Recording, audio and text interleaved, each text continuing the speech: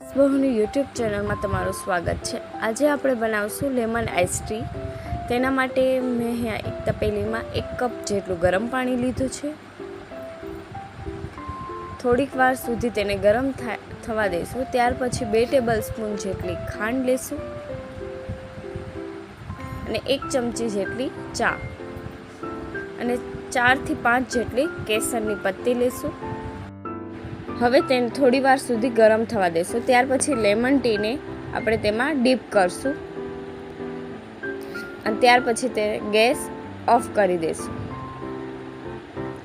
Of કર્યા પછી તેને 4 થી 5 મિનિટ સુધી લેમન ટી રહેવા દેશું। ત્યાર પછી 1 ચમચી જેટલું આદુનું છીણ નાખવાનું છે અને 1 લીંબુનો રસ નાખવાનો છે। એટલે કે આપણે 4 થી 5 ચમચી લીંબુનો રસ નાખીશું।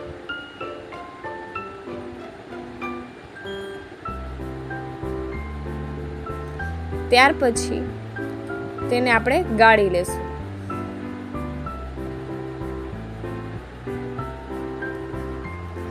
ગળણીમાં નહીં, આપણે કપડું રાખીને ગાળવાનું છે।